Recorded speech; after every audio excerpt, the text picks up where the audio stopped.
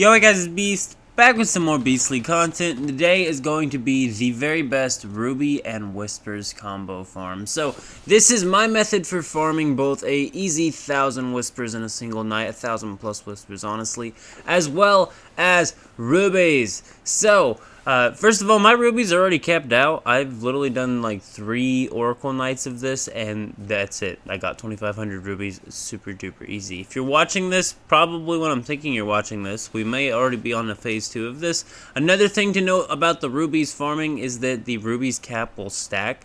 So like if you don't reach the 2,500 the first week, on the second week you'll have 2,500 plus whatever you didn't get from the first week. So you don't really have to stress too much about getting these, but if you're looking for a really fast way of farming them, as well as farming up some Whispers really fast, maybe you like the new Whisper based ammo, or you want to go do some more chests. I personally have gotten my elemental mods maxed out.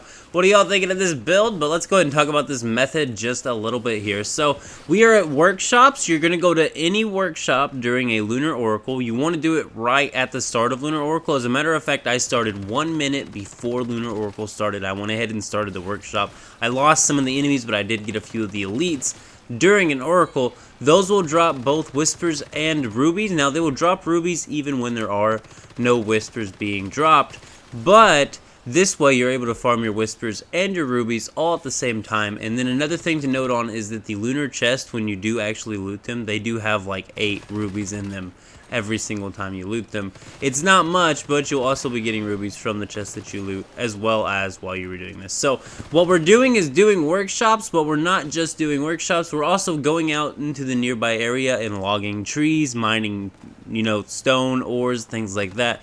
Whatever you can. If there's a bunch of sunny ginger or mint or something like that around you, coneflowers, whatever it is, gathering stuff, whatever you need to do, trigger the raids. Clear that first wave outside, but try and gun for the actual area, because you can actually get the raids to spawn inside of the workshop area so that you can still challenge the workshop, kill all the enemies in the workshop, while also having a raid boss there to kill extra every, time you get another raid to spawn off. I was doing this in a team, so that means that if you do it in a team of 4, there are 3 people who could constantly be triggering raids while the workshop's going on. So you could have 3 extra elites on your workshop like every single time, just constantly coming in. It's a great way of Whisper farming.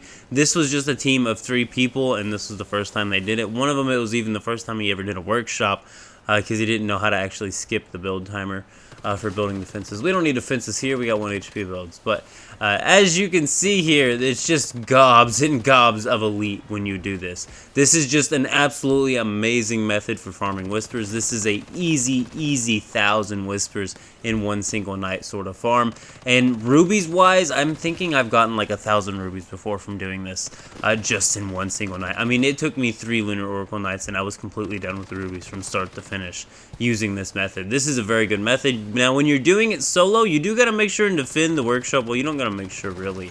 You could let the workshop get destroyed and just clear the first few enemies for just farming their Rubies, but the elites are where the Rubies are really at. But if you did this solo, you want to make sure and keep the workshop defended, because that's really important. But as you can see here, we had another raid trigger off inside of the workshop. Boom, there's another elite. I mean, it's just back-to-back elites. It really is nice to just watch how much Whispers you can get and how many elites there are spawning here. Like I said, this was my method of getting my Rubies done in a day, and I think it's 10 hours now.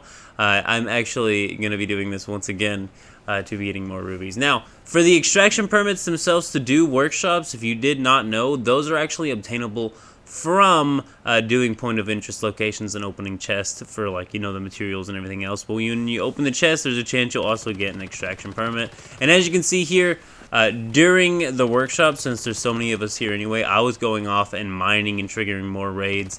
We're killing the first wave here, but we're trying to bring it in towards the workshop so that we can have the other waves trigger inside of the workshop, allowing us to handle the workshop and do that. And as you can see, there's like a good minute at the end of the workshop where there's nothing for you to do. What you can do during Lunar is just go mine some trees and trigger some raids and be farming Whispers while you wait for the workshop to regenerate, because there's that minute cooldown, then there's the claim minute cooldown, and then the repair minute. So while you're doing that, just go do raids just outside of the workshop, and then also during the workshop, trigger those raids, get them to come into the workshop. You're going to have so many elites on you. You're going to get so many whispers, so many rubies, and also a ton of acid as well. Also, you're getting stardust source out of this, and I think we're able to mix fuel. This really is a great method for farming the rubies. This was just my first idea when I seen the new ruby system was, well, I think I'd want to farm my rubies while I was farming my whispers. Now, there are other ways of farming the rubies. I've heard of a really good location underneath, I think it's like Tree Ants Monolith or something like that. There's like an area where certain boss spawns or something. I don't really know how good that could actually be, but for me, this is my preferred method of farming the rubies. I'm also getting a ton of whispers here. I literally got 2,000 whispers from doing this earlier.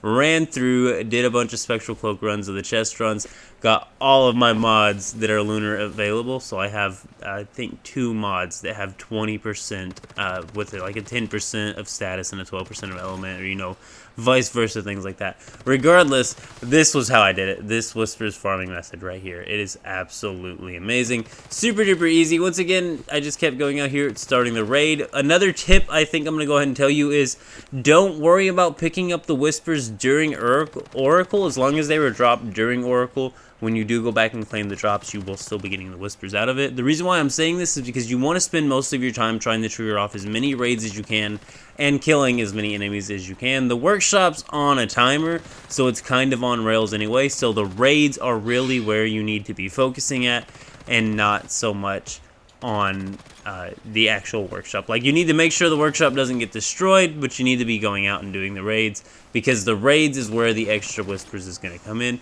And once again, I am just absolutely loving this new power surge build. I am going to be doing a video over the 1 HP power surge outer space build. That's what this gun is, by the way, if you couldn't tell. I know I have it skinned out, but as you can see here, boom, just raid after raid after raid, super duper easy.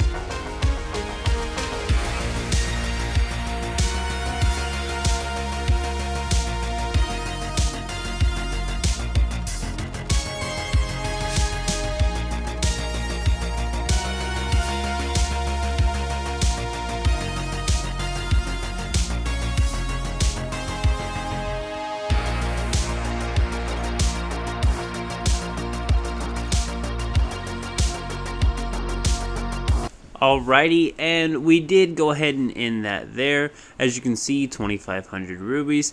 A thing I wanted to mention is the only actual thing purchasable in here aside from Stardust Source as of right now is the 3 new weapon skins. The furniture will not actually unlock for purchased abilities until March the 13th, I do believe it is. And for the paint for the new furniture, it will actually unlock on the 27th of March. So, you might as well go ahead and pick up the skins because they're literally the only thing you can buy anyway. But I do believe this is about the end of the video. Also, yeah, that's how you get to the shop for this. If you didn't see that, go back and watch. But I'm out. See yous. Keep it beast mode.